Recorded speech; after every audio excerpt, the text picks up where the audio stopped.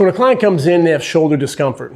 We want to go through the 4 screens to make sure we don't have any red flags to refer out to our team physical therapist.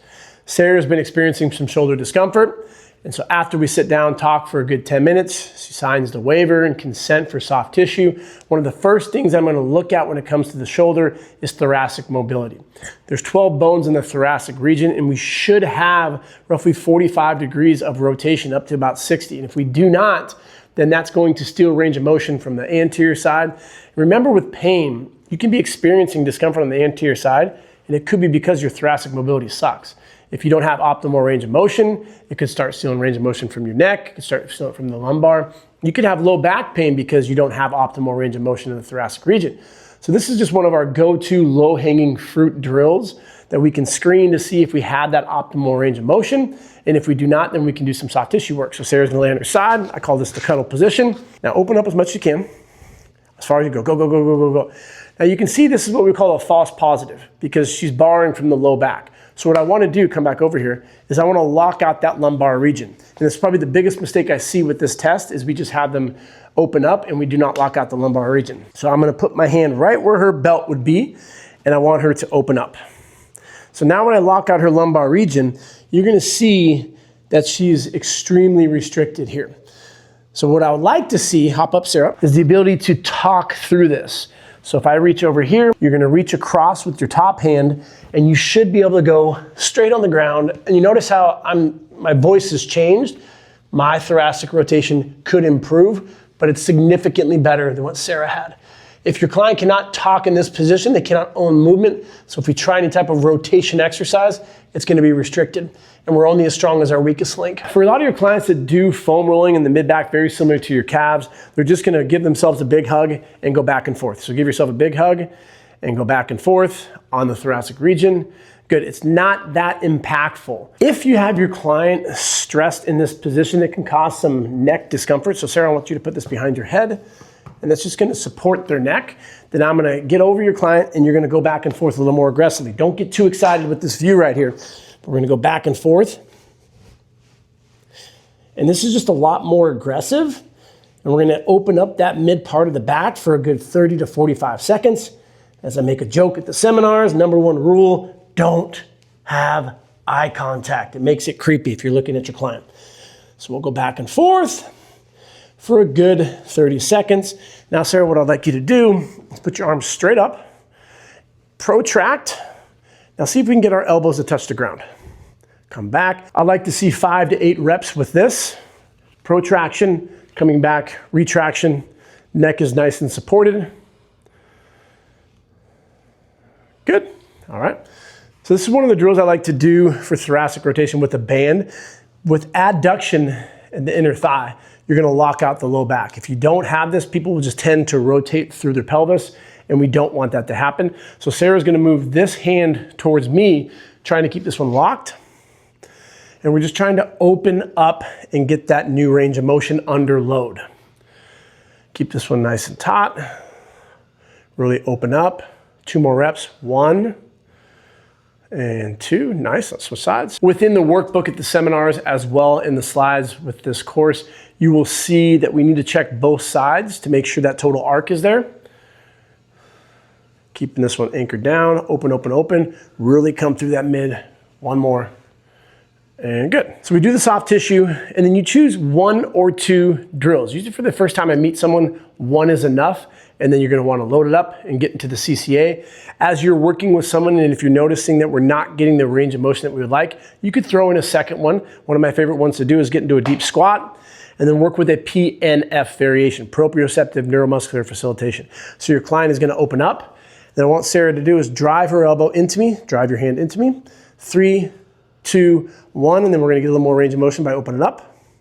Drive into me, 3, 2, 1, open up. Come back down, 3, 2, 1, open up.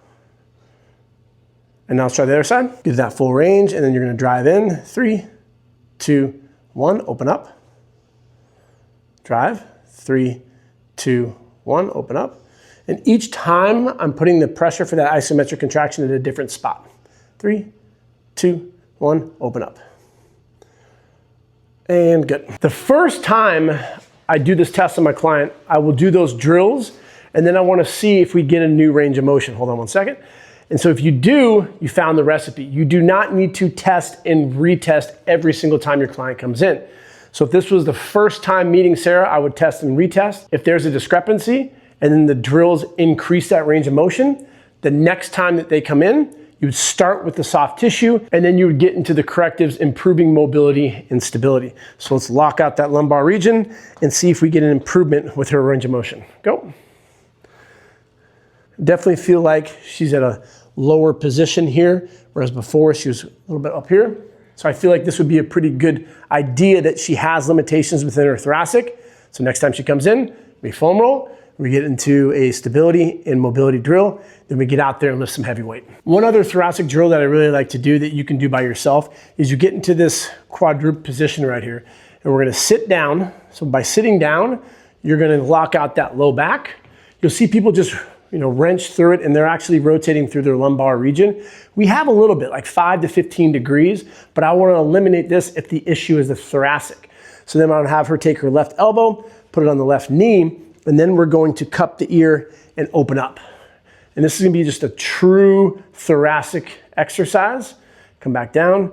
If you wanted to band this up, it's gonna get a little more mobility and stability in there. You could also incorporate that PNF variation. But a lot of times just doing 5 to 8 reps is gonna grease that area up so we can now have that new range of motion. So then we go out there and train and own our overhead mechanics.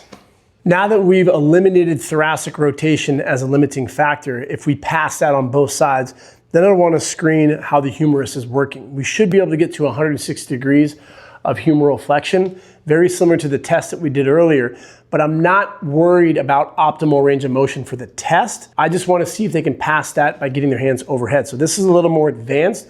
You should keep your arms nice and straight. I don't want to be bending at the elbows because then we're creating that range of motion through elbow flexion.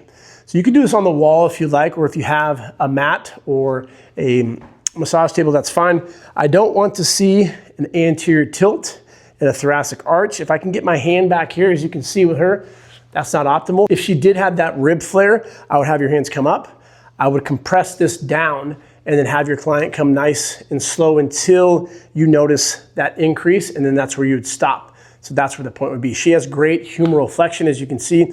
The thumb distance to the wall is at 160 degrees. As long as we aren't arching, which she's not, they would pass this screen. But let's pretend like your client starts getting a little bit of limitation right around there, like at 140 degrees. This would be a gold mine because what do we do for overhead pressing? Military press, a lot of other exercises that are gonna get us into almost close to 180. And if you can't own that, you're gonna arch, you're gonna get a rib flare, anterior tilt, and then we blame the exercise like it's bad. It's not bad, you just can't own that range of motion. So here's what I wanna do for Megan. I'll have her sit up. Very similar to what we did earlier, is I'm gonna put the foam roller in that thoracic region. Okay, we're gonna bridge up, put your arms straight up, bridge.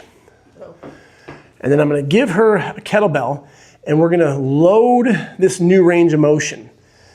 And you're just gonna communicate with you when she says that, oh, that's it right there, and we don't notice any compensation. You're gonna wanna hold there for a good 5 seconds. And then I wanna cue her to pretend like she's gonna throw the kettlebell through the TV. So put force into the bell, 3, 2, 1, relax, and then we're gonna get a new range of motion. This is another PNF variation. And then engage, hard, hard, hard, relax, and then engage. Hard, hard, hard, and relax. Make sure the neck is neutral. If there's any discomfort, we can regress this. A lot of variations that you can play around with. A PVC pipe, you can have a band and pull it back, and those would all be great drills if we notice we cannot get our hands overhead.